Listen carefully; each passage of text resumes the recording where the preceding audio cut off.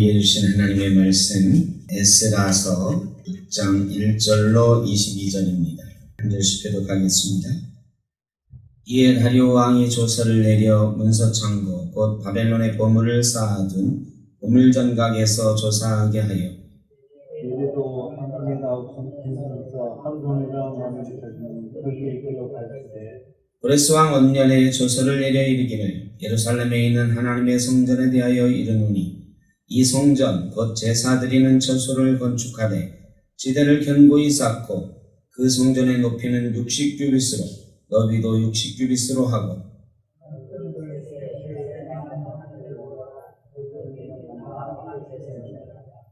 또 느부갓네살이 예루살렘 성전에서 탈취하여 바벨론으로 옮겨졌던 하나님의 성전 그 은그릇들을 돌려보내어 예루살렘 성전에 가져다가 하나님의 성전한 각기 제자리에 둘지니라 하였더라.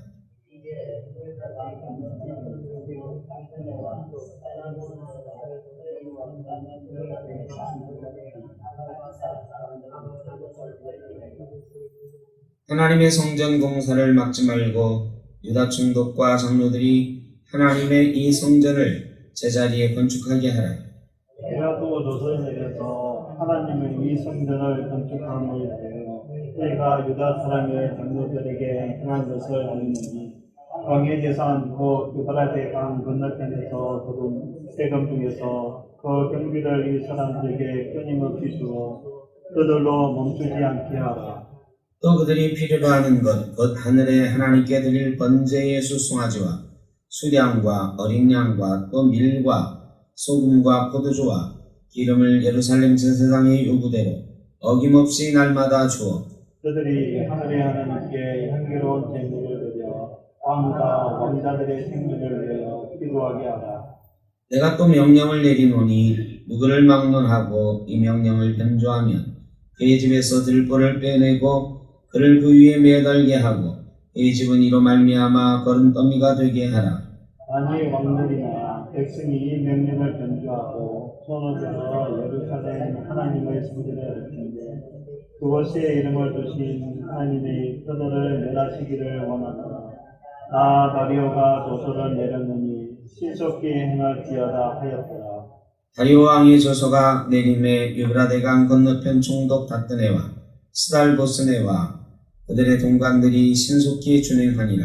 유다 사람들의 장로들이 선지자 학교와 이도의 손자 스가랴의 권면을 따랐으므로 성전 건축하는 일이 형통합니다. 이스라엘 하나님의 명령과 바사왕 베르스와 다리오와 아닥사스다의 조서를 따라 성전을 건축하며 일을 끝내되 다리오 왕 제6년 아달월 3일에 성전 일을 끝내니라. 이스라엘 자손과 제사장들과 레위 사람들과 기타 사로잡혔던 자의 자손이 저희들이 하나님의 성전 봉헌식을 행하니 하나님의 성전 봉헌식을 행할 때에 숫소 100마리와 수량 200마리와 어린 양 400마리를 드리고 또 이스라엘 지파의 수를 따라 수염소 12마리로 이스라엘 전체를 위하여 속죄제를 드리고 제사장을 그 분반대로 레위 사람을 그 순차대로 세워 예루살렘에서 하나님을 섬기게 하되 모세의 책에 기록된 대로 하게 하니라. 사로잡혔던 자의 자손이 첫째 달 14일에 유월절을 드리되 제사장들과 레위 사람들이 일제히 몸을 정결하게 하여 다 정결함에 사로잡혔던 자들의 모든 자손과 자기 형제 제사장들과 자기를 위하여 유월절 양을 잡으니 사로잡혔다가 돌아온 이스라엘 자손과 자기 땅에 사는 이방 사람의 더러운 것으로부터 스스로를 구별한 모든 이스라엘 사람들에게 속하여 이스라엘의 하나님 여호와를 찾는 자들이 다 먹고 즐거움으로 이래 동안 무엇을 지셨으니 이는 여호와께서 그들을 배우게 하시고 또 아수르 왕의 마음을 그들에게로 돌려 이스라엘 하나님의 성전 건축하는 전을 힘있게 하도록 하셨음이었더라. 아멘. 지난주에 16년간 성전이 중단되었었다 하는 말씀을 드렸었습니다. 그래서 학개와 스가랴가 하나님의 명령에 따라 성전을 재건하라고 명령을 하니까 성전 재건을 시작을 했습니다. 그런데 또 관원들에게 저들이 성전을 짓는다 하고 이 관원들이 와서 보니까 진짜 성전을 짓고 있어. 너희가 무슨 권위로 이 성전을 짓느냐 하니까 예전에 하나님의 명령과 고레스 왕의 조서에 따라 우리가 이곳에 돌아왔고 성전을 지으라는 명령을 받았다. 그래서 이 관원들이 다리오 왕에게 보고서를 보냈습니다. 이러이러한 일이 있었다는데 사실인지 확인해 보시고 왕의 결정을 우리에게 알려주십시오. 그 뒤에 오늘 말씀이 이어지는 것입니다. 이 편지 보고를 받은 다리오 왕이 이 문제를 조사하라고 시킵니다. 사실 한 지방, 페르시아 제국 전체의 한 지방에서 일어난 일에 불과한데 왕이 명령을 내려서 사고에 보관되어 있는 문서를 조사하라고 한 일은 예상치 못한 일이기도 합니다. 사실 별로 관심 없었던 일일지도 모르는 것입니다. 그런데 이때는 이 다리오 왕 때에는 페르시아 제국이 상당히 혼란했습니다. 그래서 이 다리오 왕도 사실 이 혼란한 때에 지역에서 첫째로 분쟁이 일어나는 걸 원치 않았고 또 이 페르시아 전체 사람들의 마음을 좀 하나로 묶고 민심을 좀 다독이려고 하는 그런 마음들이 있었던 겁니다. 그래서 왕이 창고를 조사하라고 명령을 합니다. 그래서 조서를 내려 문서창고 곧 바벨론의 보물을 쌓아둔 보물전각에서 조사하게 하여 그랬습니다. 이 문서를 찾는데 왜 보물전각에서 찾느냐? 당시에도 이 왕의 명령을 기록한 문서들을 보관하는 일은 상당히 중요한 일로 여겨졌던 것 같습니다. 어느 시대나 사실은 왕실에서 일어나는 일, 왕의 명령 이런 것들을 기록하는 일, 기록해서 남기는 일은 굉장히 중요합니다. 왜냐하면 지금은 대법원 판례 이런 것들이 중요하지만 옛날에는 왕의 명령이 중요하거든요. 그래서 선대 왕 때에 아니면 그 전의 왕 때에 이런 명령이 있었습니다. 이게 굉장히 중요한 거예요. 이거를 마음대로 바꾸기가 쉽지 않은 거예요. 초대 왕들이. 조선시대에도 그랬어요. 그래서 이런 것들을 기록하는 사람들을 사관을 꼭 옆에다 뒀고요. 그 다음에 문서를 보관하는 일을 굉장히 중요하게 취급을 했습니다. 프랑스에서 우리나라 규장각 도서를 탈취해 갔다. 이런 얘기가 있었잖아요. 그래서 그거 루브르 박물관에 있던 이 규장각 도서를 우리나라 대통령이 갔을 때 반환했다. 이런 뉴스를 가끔 우리가 들은 적이 있을 것입니다. 이 프랑스가 우리나라 강화도 쪽에 쳐들어왔을 때가 있죠. 이때 강화도에 보관되어 있던 강화도 정족산성에 보관되어 있던 사고가 털렸어요. 이 사고가 프랑스 군인에 의해서 침략을 당했고 탈취를 당했어요. 이 강화도 규장각 이게 외 규장각이에요. 규장각은 내 규장각과 외 규장각이 있어요. 규장각은 책을 보관하는 창고 이걸 규장각이라 하는데 이 규장각이 5개가 있었습니다. 하나는 중앙사고, 중앙도서관 같은 거죠. 중앙보관소 이게 창덕궁 내에 있었고요. 그 다음에 외규장각이라고 해가지고 우리나라 곳곳에 사고를 쳤어요. 그 사고가 4개가 있었는데 강화도 정족산에 하나, 그 다음에 무주의 적상산에 하나, 다음에 오대산에 하나, 평창 오대산, 그 다음에 경북 동화 태백산 하나, 이래서 4대 사고가 있었어요. 중앙사고까지 5대 사고.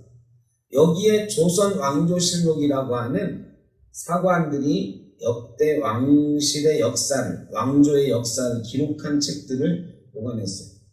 굉장히 중요한 문서로 보관을 했어요. 그 중에 하나가 이제 프랑스에 의해서 탈취를 당했던 거죠. 우리나라도 그랬던 것처럼 이 바벨론도 몇 군데에 이 보물창고를 만들어 뒀었던 거예요. 그 보물창고 안에 책을 보관하는, 근데 이 책이라는 게 두루마리 아니면 토판입니다. 이 흙을 갖다가 황토 같은 거를 구워가지고 네모나게 만든 판, 여기에다 명령을 기록하고, 그 다음에 두루마리에다 명령을 기록하고, 가죽 두루마리에 기록하기도 했던 거죠. 그래서 메대도 앙메다 궁성에서 한 두루마리를 찾았으니, 이게 보통 일이 아니에요. 수십 년간 쌓였던 왕의 문서가 어마어마하게 많고, 그 문서 보관소가 이 페르시아에는 3개가 있었던 걸로 알려집니다. 바벨론 사고, 수산궁 사고, 이 앙메다 사고. 이 중에서 앙메다 사고에서 찾아낸 거예요. 대대적으로 조사 작업이 벌어진 거예요. 이때에 두루마리로 이게 막 쌓여있던 거, 꽉 찼을 거란 말이죠. 이걸 사람들이 다 뒤져가지고 그 문서를 찾아낸 거예요. 그냥, 야, 그 어디에 문서 있어, 그것 좀 갖고 와봐, 이거가 아니고, 수많은 명령 가운데 고레스가 예루살렘 성전을 지으라고 하는 명령이 굉장한 명령이었겠습니까? 아니에요. 이스라엘 사람들에게는 어마어마한 명령이었지만, 사실은 고레스가 내린 수만의 명령 가운데 아주 작은 한 부분이었어요. 그러니까 잊혀진 거지. 그거를 잘 보관을 한 것도 다행이에요. 근데 정말로 역사에 남을 만한 명령이기에 머리 딱 표시해서 보관한 게 아니고 그냥 막 쌓아뒀을 거예요. 거기서 찾아낸 거죠. 다리오 왕의 명령도 상당히 이례적인 일이었습니다. 그 중에서 찾아봐라, 다 뒤져봐라 했나. 사람들이 다 뒤져봤을 거예요. 그래서 메대의 앙메다 사고에서, 앙메다에 있는 보물창고에서 그거를 찾아냈다. 거기에 보니까 고레스 왕 원년의 조서를 이래 이르기를 예루살렘에 있는 하나님의 성전에 대하여 이르노니 이 성전 곧 제사 드리는 처소를 건축하되 지대를 견고히 쌓고 그 성전의 높이는 60규빗으로 너비도 60규빗으로 하고 큰 돌 3켜에 큰 새나무 한 켜를 놓으라. 그 경비는 다 왕실에서 내리라. 또 느부갓네살이 예루살렘 성전에서 탈취하여 바빌론으로 옮겼던 하나님의 성전 금은 그릇들을 돌려보내어 예루살렘 성전에 가져다가 하나님의 성전 안 각기 제자리에 둘지니라 하였더라. 고레스의 명령이 이전에 나온 것보다 아주 구체적으로 여기 기록되어 있어요. 첫째, 성전을 재건하라 했는데 성전 규모를 언급하고 있습니다. 성전 규모를 높이는 60규빗으로 너비도 60규빗으로 하고, 여러분 혹시 솔로몬 성전의 원래 성전의 규모를 기억하십니까? 그럼 이 성전이 이 고레스가 명령한 성전 크기가 원래 솔로몬 성전보다 클까요? 작을까요? 예? 이거 재밌는 문제. 이 성전 크기가, 고레스가 명령한 성전 크기가 솔로몬 왕이 지었던 성전보다 크게 지으라는 걸까요? 작게 지으라는 걸까요? 틀려도 괜찮아요. 클 거다, 작을 거다? 그렇게 예상하시죠. 왜냐? 사람들이 지어진 성전을 보고 솔로몬의 성전을 기억하였으므로 통곡했다 그랬습니다. 그런데요, 이 고레스가 명령한 높이가 60규빗, 너비 60규빗, 이거는요 솔로몬이 지었던 것보다 엄청 큰 거예요. 솔로몬이 지었던 성전은 너비가 60, 높이는 30이에요. 근데 여기가 너비도 이게 정확하지 않아. 한쪽만 나오거든요.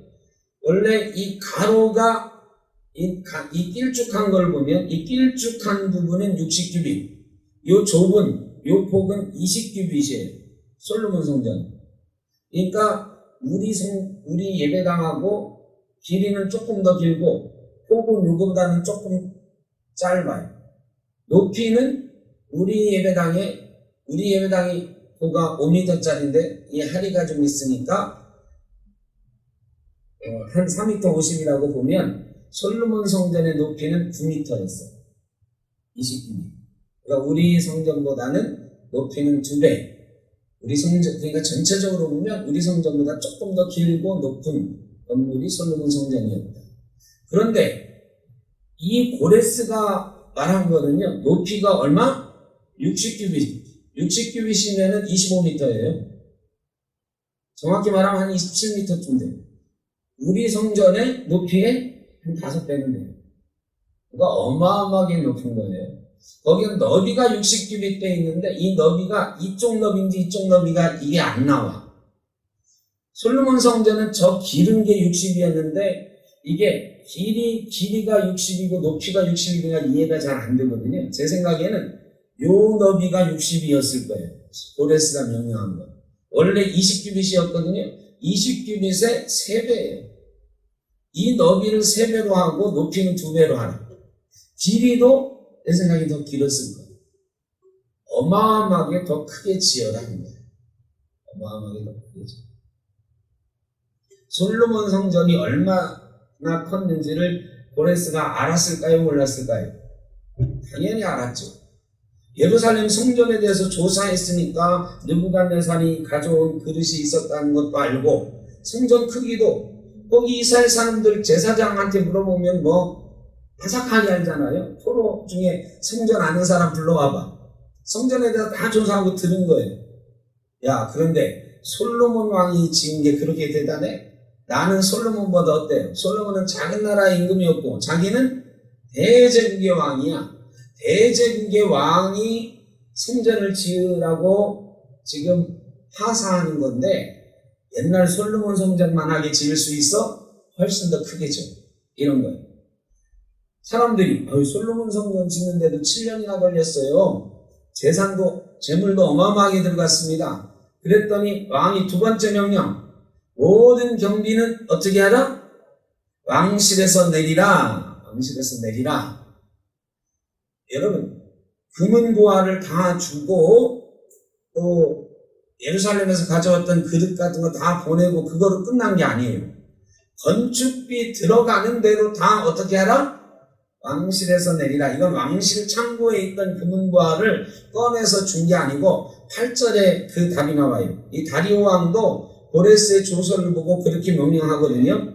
8절에 다리오 왕의 조서, 내가 또 조서를 내려 하나님의 이 성전을 건축함에 대하여 너희가 유다 사람의 장로들에게 행할 것을 알리노니 왕의 재산 곧 유브라데강 건너편에서 거둔 세금 중에서 그 경비를 이 사람들에게 끊임없이 주어 그들로 멈추지 않게 하라. 고레스 왕도 이 유브라데스강 건너편 팔레스틴 지방에서 거치는 세금 중의 일부를 건축비로 계속 주라고 명령을 했던 거예요.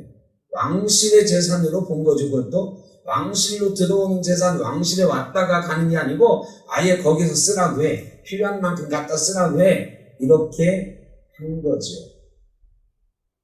그런데 그리고 3번째는 금은 그릇들을 다 돌려보내라. 이 3가지 명령이었어요. 첫째는 크기를 더 크게 줘라. 2번째, 경비는 다 우리가 부담한다. 금은 그릇들 예루살렘 성전에 있던 것은 다 돌려보낸다. 이 3가지로 구체적으로 고레스의 조서가 기록이 되어 있었습니다. 그런데 명령대로 됐어요? 안 됐어요? 안 됐어요. 사람들이 그 성전 지대가 놓인 것을 보고 아이고 초라하다 그랬거든요.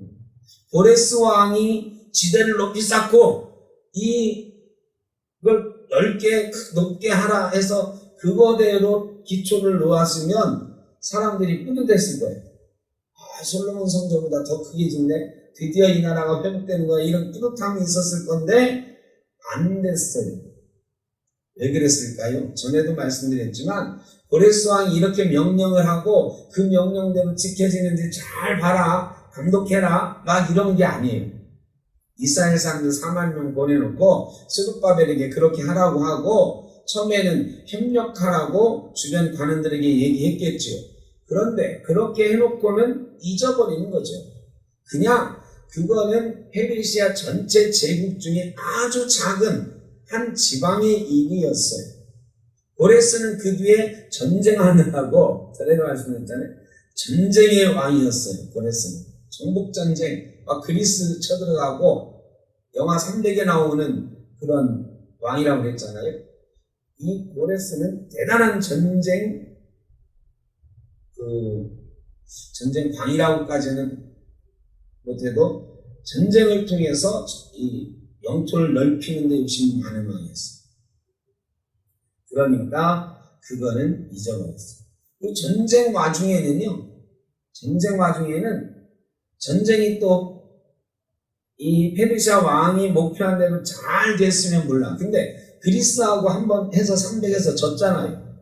그 다음에 더 많은 군사를 이끌고 갔다가 압티움의전에서 또 져요. 그러니까 이 전쟁에, 그리스하고 전쟁에서 계속 지는 거예요. 이게 페르시아가 결국은 그래서 알렉산더의 그리스에게 망하게 되는 거죠. 이때부터 계속 그리스하고 전쟁을 하는 거예요. 알렉산더는 이제 다리오 2세하고 전쟁을 하죠.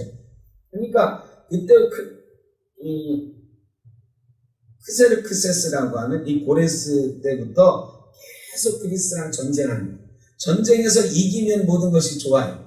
근데 전쟁에서 계속 져. 그리스하고 전쟁에서, 다른 데는 다 이겼는데 그리스하고 전쟁에서 계속 지니까 여러분 세금 걷어가지고 그 다음에 어떻게 할까? 한 번 전쟁에 졌어. 그 다음에 더 크게 군사를 일으켜야 돼. 배도 막 만들어야 돼. 그럼 어떻게 해요? 세금 걷는 거 다 어디로 가야 돼? 전쟁 준비하는 데 가야지. 성전 짓는 데 갈 돈이 어딨어요. 그때 그 명령 기억할 게 어딨어. 다 전쟁 물자로 충당되는 거예요. 그러니까 이 관리들한테는 거기서 얼마 걷어와, 팔레스틴 지방에서 세금 얼마 걷어와 하는 명령이 내려지는 거겠죠. 근데 그 중에서 옛날에는 얼마는 뭘로 줘? 성전 건축비로 줘. 근데 지금은 어디로 가야 다? 전쟁하느라고요. 여유가 없어요. 다 보내야 돼. 왕실 재산도 막 비어가고 있어. 전쟁하느라고. 전쟁 몇 번에서 지면 망하는 거야, 나라. 그런데 이 고레스도 그렇게 전쟁하면서 점점 사실은 힘을 잃어갔어요. 그래, 고레스의 명령도 당연히 사람들이 기억 못해.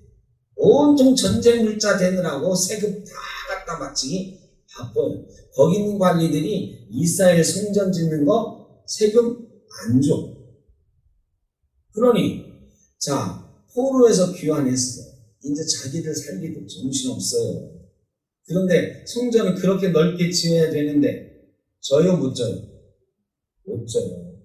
솔로몬 때 어떻게 되는지를 알아. 솔로몬 성전만큼이라도 짓고 싶은데 안 되는 거. 돈이 없어요. 돈이 없어. 감당이 안 되니까 축소해서 지을 수밖에 없어요. 그래서 그 지대가 놓인 것을 보고 이스라엘의 노인들이 통곡했던 거죠. 이게 그거를 우리가 생각 안 하면 이해가 안 되는 거예요. 아니, 이 고레스는 훨씬 더 크게 지라고 그랬는데 이렇게 크게 졌으면 와 함성을 질러야 되는데 왜 그랬을까? 안 된다. 그래서 얼마 전에 제가 설교를 이렇게 하라 하는 세미나를 신청을 했었는데 그 목사님이 그런 얘기를 하더라고요. 이 성경은 우리 뇌와 같아서 우리 뇌가 굉장히 작잖아요. 근데 뇌가 용량이 어마어마해요. 용량이 어마어마한 이유의 비밀은 어디에 있어요? 뇌가 모양이 어떻게 생겼어요? 제가 뇌를 꺼내보진 않았지만 우리 뇌 모양이 어떻게 생겼습니까? 주름이 있어요. 주름. 이게 평평한 게 아니고 정말 주름으로 꽉 차 있어요. 이 주름 속에 수많은 기억세포와 운동세포 이런 것들이 있는 거예요. 명령세포. 이 속에 수많은 기억이 저장이 되고 데이터가 저장이 되고 명령하는 시스템들이 저장이 되는 거예요. 이 주름의 비밀이 있어요. 이 성경에도 주름이 있다. 주름. 성경 여기에 우리 인류의 역사, 하나님의 역사가 다 담겼을까요? 못 담겼어. 못 담겼어. 어찌 이 기록을, 그러려면 이제 하늘을 두루마리 삼고 바다를 먹는 삼아도 다 기록 못해. 그런데 우리에게 주어진 건 요만한 성경이에요. 여기에는 하나님의 수많은 섭리의 역사와 이 세상의 비밀이 담겨 있어요. 그러면 여기에는 뭐가 있을까요? 그 목사님 말하기를 여기에는 우리 뇌세포처럼 주름이 있다. 이 말씀과 말씀 사이에 수많은 주름들이 있는데 이 주름을 펼쳐서 읽어내는 훈련이 목회자들에게 필요하다. 이런 얘기를 하시더라고요. 맞아요. 그게 필요해요. 그 성전을 보고 통곡했다는 사람들하고 이 고레스의 명령을 보면 모순이에요. 그런데 이제 저희 같은 사람들이 하는 얘기 그런 거죠. 왜 그랬을까라는 거를 찾아내서 역사적인 배경이나 이런 것들, 이 주름 속에 담겨 있는 것을 발견해가지고 성도들에게 알려줘야 된다. 이런 얘기를 하시더라고요. 맞아요. 여러분도 성경을 읽을 때 그런 상상력, 통찰력, 인사이트 이런 게 있어야 됩니다. 어떤 걸 궁금해할 수 있어야 되고 왜 그랬을까? 고레스를 통해서는 그런 거대한 명령이 주어졌지만 사실은 실제로는 이루어지지 않았다. 이 속에는 어떤 역사적인 이런 비밀들이 있었을 것이다. 우리가 이제 역사적인 정황을 제가 좀 더 말씀드린 걸로 그렇게 확인할 수 있는 거죠.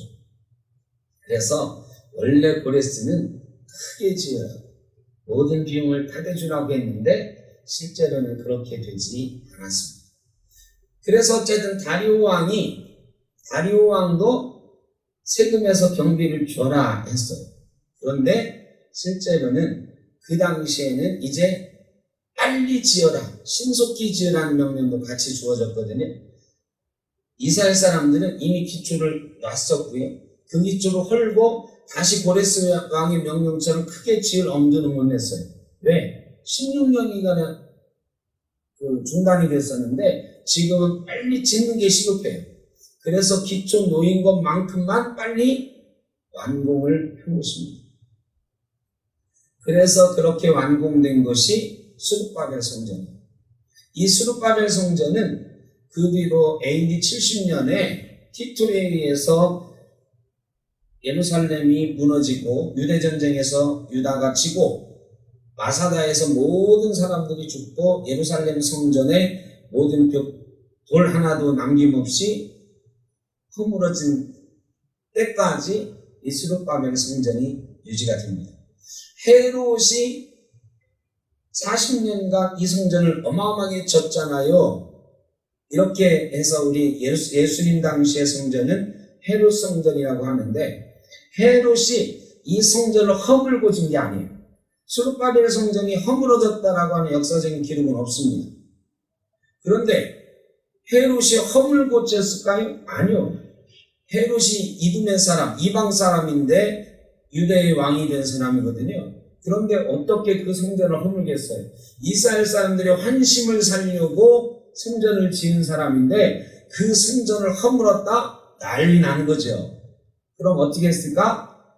너무 초라하니까 어마어마하게 크게 확장 공사를 합니다. 40년간이나 확장 공사를 했죠. 원래의 예루살렘 성전은 말하자면 우리 교회만한 이런 성전이 있었던 건데 헤롯이 여기다 뒤에다 벽을 치고 그 다음에 또 벽을 만들어요. 여기 유대인의 뜰, 그 뒤에 또 어마어마하게 큰 벽을 쳐서 이방인의 뜰, 뭐 이런 식으로 성전을 어마어마하게 확장해 놓은 거예요. 이게 헤롯이 지은 거고 이것을 헤롯 성전이라고 하는 거예요. 그런데 실제로 성전, 그 성전 한복판에 있는 건 스룹바벨 성전, 수르바벨 시대에 지었던 그 성전이었어요. 헤롯이 거기다가 금칠도 하고 벽도 막 튼튼하게 보강하고 이런 거를 하고 크기도 주변 벽들을 쌓으면서 전체적인 규모를 어마어마하게 키워놓은 거죠. 그래서 그것을 편의상 헤롯 성전이다 이렇게 부르는 것입니다. 성전은 솔로몬 성전과 수르바벨 성전으로 본체는 두 번 지어졌고 헤롯은 거기다가 덧입혀서 더 확장한 헤롯 성전 이렇게 기억을 하시면 되겠어요. 자, 원래 이 다뜨네라고 하는 사람이 문의한 것은 이 성전을 지으라고 했던 것이 사실입니까? 사실 여부를 확인하는 질문이었습니다. 그런데 다리오 왕이 이 성전을 지으라 뭐라고 하냐면 내가 조서를 내려 하나님의 이 성전을 건축함에 대하여 너희가 유다 사람의 장로들에게 행할 것을 알리노니 왕의 재산 곧 유브라데강 건너편에서 거둔 세금 중에서 그 경비를 이 사람들에게 끊임없이 주어 그들로 멈추지 않게 하라. 또 그들이 필요한 것 곧 하늘의 하나님께 드릴 번제의 수송아지와 수량과 어린 양과 또 밀과 소금과 포도주와 기름을 예루살렘 제사장의 요구대로 어김없이 날마다 주어 하늘의 하나님께 향기로운 제물을 드려 제사하게 하라. 원래는 이 성전 짓는 일이 옳은 일입니까? 틀린 일입니까? 고레스의 조서가 맞습니까? 틀립니까? 이것을 물었어요. 그런데 하나님께서는 그 질문을 변화시키셔서 성전을 건축하게 하라, 신속하게 하라, 방해하지 마라, 멈추지 마라, 세금을 경비로 주어라, 심지어는 제사 드릴 제물까지도 준비해서 줘라. 하나님은 사람을 사용하실 때 그렇게 사용하시는 줄로 믿습니다. 성전 건축이 옳은 일입니까? 틀린 일입니까? 이것만 질문했는데 성전 건축이 중단되고 사람들이요 없어요. 재물이 없어. 16년간 자기들 살기도 빠듯해. 16년간 돈 모아서 건축해야지 이랬을까요? 아니요. 사람 심리가 그래요. 한번 건축하다 중단되면 그 건축을 위해서 돈 모으기 쉽지 않아요. 막 정신없이 할 때는 건축 헌금하고 우리 모아서 합시다 하는데 건축하다 중단됐어. 뭐 요즘도 그래요. 교회 건축하다 건축이 중단됐어요. 건축업자가 뭐 도산을 했다든지 우리 필리핀의 그 탄사교회처럼 건축업자가 코로나로 갑자기 죽어. 여러분 이러면 다시 헌금하기가 오히려 쉽지 않아요.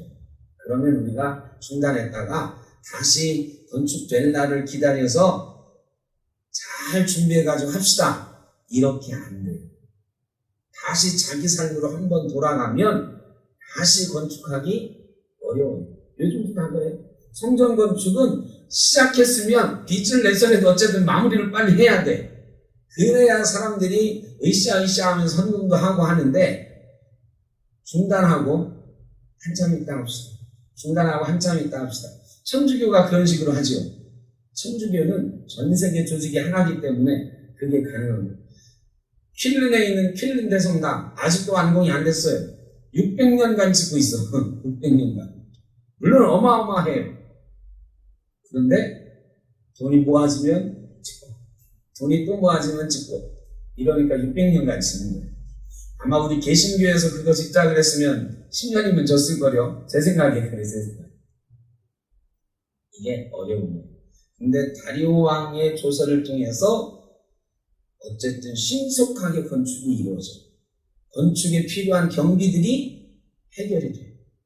물론 고레스가 명한 대로 그 규모로는 해결이 안 되지만 기초를 놓았던 그대로 시행하는 데는 어째 이스라엘 사람이 짓고 있었잖아요. 그거를 완공하는 경비는 다리오 왕이 충당히 준다.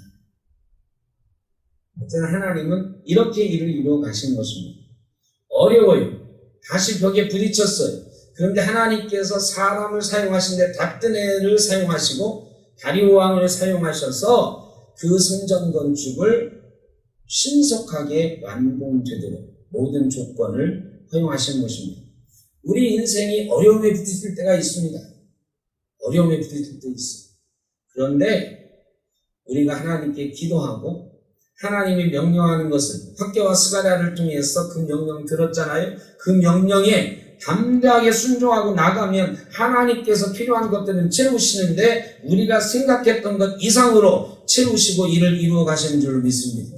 사람이 자기의 길을 계획할지라도 이루는 분은 하나님이십니다. 하나님이 이루실 때는 우리가 생각하는 것 이상으로 이루어 가시는 거예요. 이스라엘 사람들이 이런 거 기대했겠습니까? 전혀 기대도 안 했겠죠.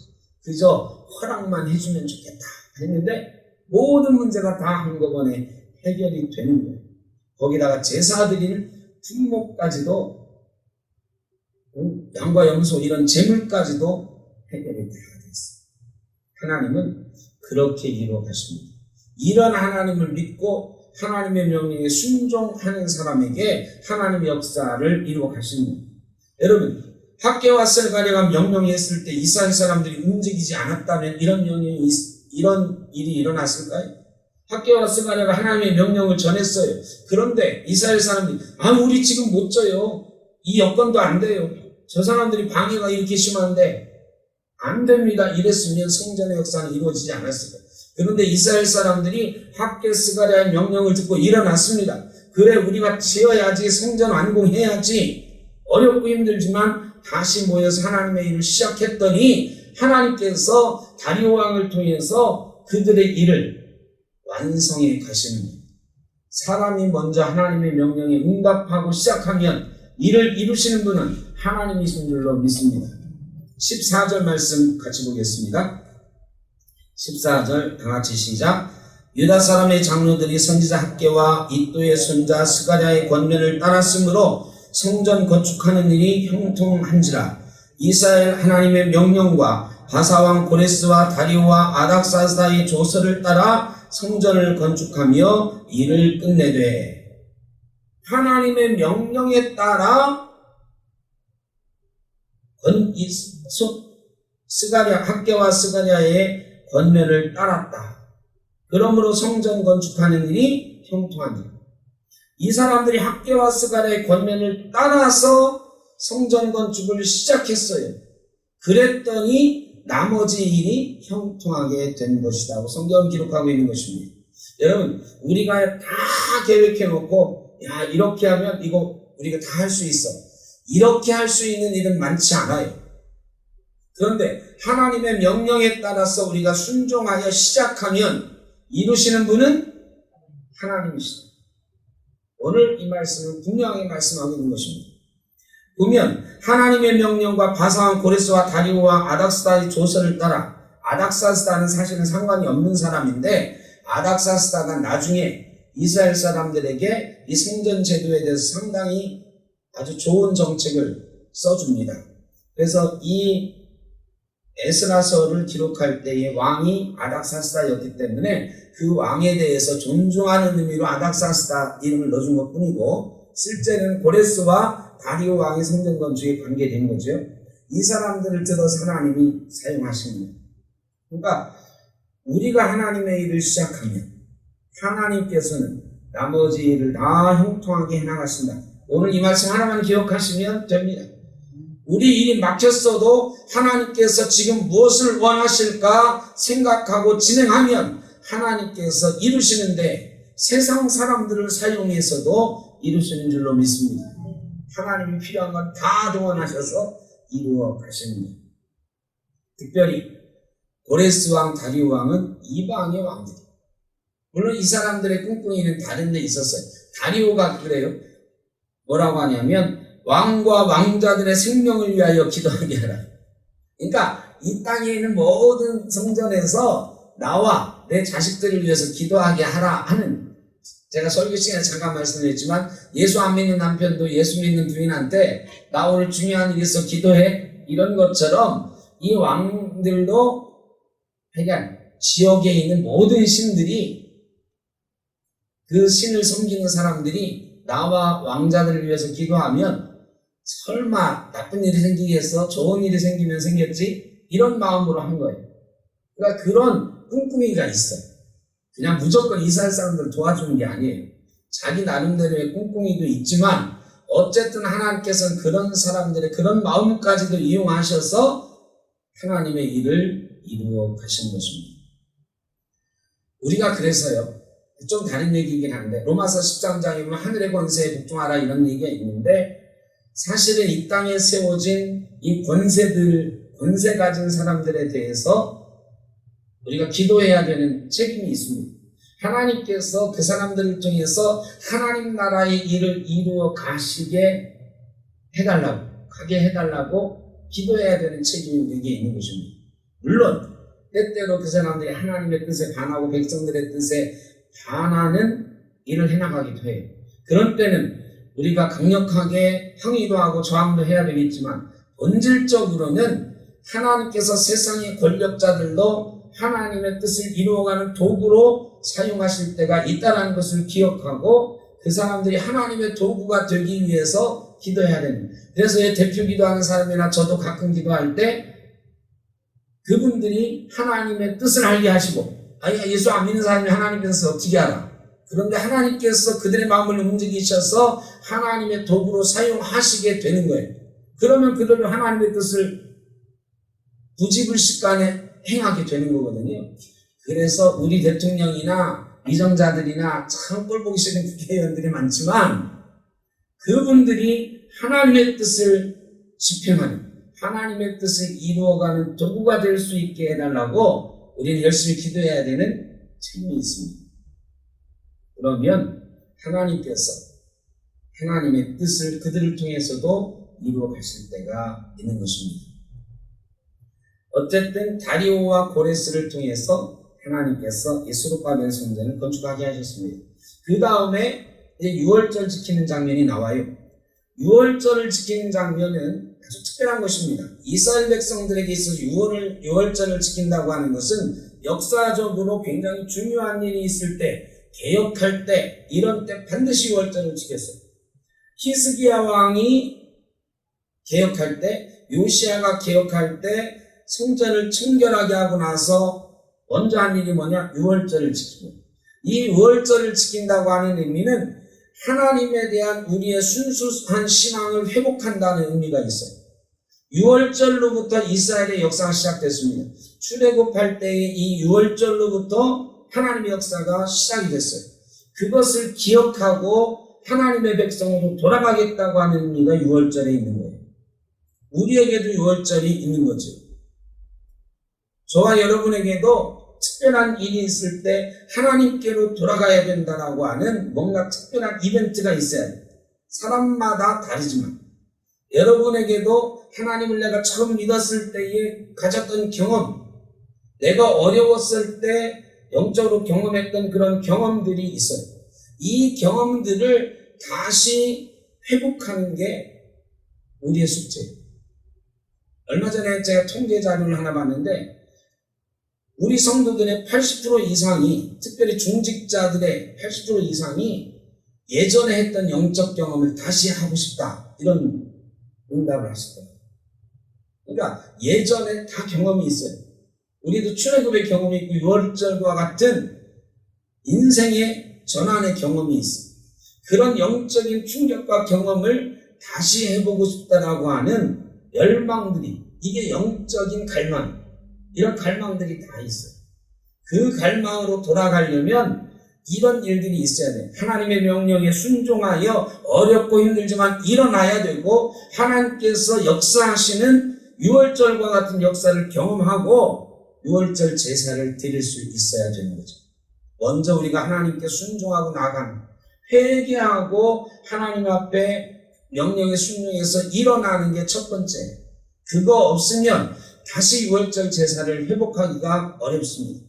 우리 인생에도 그런 회복의 역사가 있기를 바랍니다. 우리 교회에도 그런 회복의 역사가 있기를 바랍니다. 유월절은 하루를 지킵니다. 하루를 지키고 유월절 이후에 7일 동안 무교절을 지켜요. 이 무교절을 지키는데 제물이 몇 마리라고 이런 게 나와요. 성전 봉헌식 할 때 제물이 어떻게 나오고, 유월절에 또 이스라엘 자손들이 쭉 가지고 와서 제물 드리는 게 나와요. 성전 봉헌할 때 이 마리수가 나오는데 솔로몬 때는 12,000마리 막 이렇게 드리거든요, 제물을.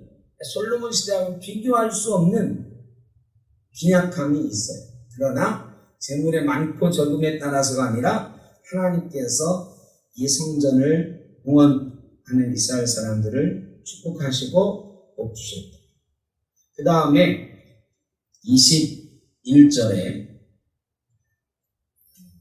20절 마지막에 보면 자기를 위하여 유월절 양을 잡으니 이렇게 유월절 양을 잡았어요. 유월절 제물을 드렸고 거기에 사로잡혔다가 돌아온 이스라엘 자손과 자기 땅에 사는 이방 사람의 더러운 것으로부터 스스로를 구별한 모든 이스라엘 사람들에게 속하여 이스라엘의 하나님 여호와를 찾는 자들이 좀 길게 되어 있지만 두 종류의 사람들이 유월절을 함께 지켰다 되어 있어요. 이건 뭐예요? 사로잡혔다가 돌아온 자들. 사실 돌아온 이스라엘 자손, 사로잡혔다 돌아온 이스라엘 자손. 사실 여기에 밑줄 쫙.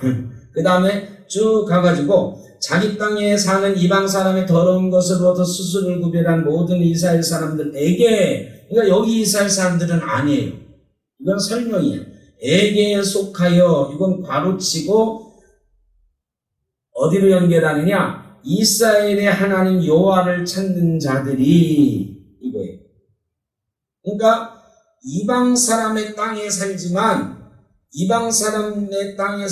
경건함을 유지했던 이스라엘 사람들에게 속하여 돌아온 자들. 이거는 개종한 이방인들을 말하는 거예요. 그러니까 이 유월절을 함께 지킨 사람들은 누구냐? 원래 이스라엘 사람들. 포로되었다가 돌아온 사람들, 그 다음에 그 땅에 살지만 이스라엘 사람들에게, 정결한 이스라엘 사람들에게 속한 이방인들, 개종한 사람들이 함께 다 먹었다. 여러분, 하나님의 나라는 이렇게 회복해 가는 것입니다. 우리만 아니에요. 우리에게 속한 사람들은 원래 우리 생떡교회를 처음 시작했던 사람들이고 창립 7주년을 우리가 맡고 있는데 그 사이에 우리에게 속하게 된 사람들이 또 많이 있습니다. 이들이 함께 어우러져서 유월절 제사를 지내는, 창립 7주년 되어서 우리는 우리 생떡교회를 처음 시작했던 사람들, 쭉 같이 해왔던 사람들과 또 중간에 우리와 합류하게 된 사람들, 예수 처음 믿은 사람들도 그 중에는 있습니다. 이런 사람들이 다 함께 먹고 마시면서 즐거움으로 1회 동안 무교절을 지켰다. 즐겁고 행복한 제사를 드려가는 것이 바로 교회입니다. 우리 교회도 그런 유월절과 같은 제사, 그런 무교절과 같은 제사, 즐겁고 행복한 제사를 우리 생떡교회에 속한 모든 이들이 함께 즐겁게 드려갈 수 있는 그런 공동체가 될 수 있기를 간절히 바랍니다. 기도하겠습니다. 사랑의 아버지 하나님 감사합니다. 사람이 자기 일을 계획할지라도 이루시는 분은 하나님이신 줄로 믿습니다. 우리는 그저 하나님의 명령에 순종하고 하나님의 계획에 순종하는 귀한 믿음 있는 사람들 되게 하여 주옵소서. 우리의 막혔던 것이 뚫어질 때에 하나님께서 모든 것들을 도구로 사용하신 것을 우리도 경험하게 하여 주시고, 우리도 유월절 경험, 하나님의 놀라운 역사의 경험을 다시 한번 경험하며 살아가는 귀한 은혜가 있게 하여 주시옵소서. 우리 생떡교회 창립 7주년을 우리가 맞이하고 있는데 우리 교회에 시작의 역사를 함께 했던 많은 분들이 있습니다. 그분들 덕분에 우리가 함께 여기까지 오게 됐고, 또한 그 사이에 새로 우리 교회 와서 등록하고 함께 가족이 된 분들도 있습니다. 모두가 즐겁고 행복한 신앙생활을 할 수 있게 하여 주시고, 하나님의 나라를 이제 이스라엘 백성들과 이방인 중에 이스라엘에게 돌아온 자들이 함께 세워가는 것처럼 우리도 이 땅에서 하나님의 나라를, 하나님의 교회를 함께 세워가는 귀한 역사가 있게 하여 주옵소서. 흩어져 있는 우리 생떡교회 성도님들이 이번 주일에는 모두가 함께 나와 우리 교회와 함께 하시는 하나님의 역사, 우리 교회를 회복해 가시는 하나님의 역사를 찬양하는 귀한 시간 되게 하여 주옵소서.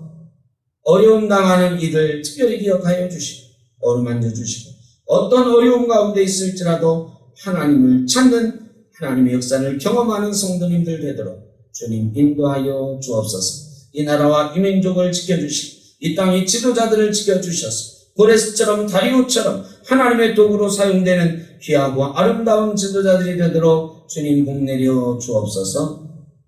이제는 우리 주 예수 그리스도의 크신 은혜와 아버지 하나님의 무한하신 사랑하심과 성령의 인도하시며 교통하시며 하나님의 나라를 함께 세워가는 모든 이들 가운데 흩어져 있는 센터교회 모든 성도님들 가운데 하나님의 명령에 순종하여 우리도 하나님의 역사를 시작하겠노라고 다짐하는 주의 사랑하는 자녀들 머리머리 위에 가정 위에 일터 위에 우리 센터교회의 모든 권속들 가운데 영원토록 함께 하시기를 간절히 축원하옵나이다.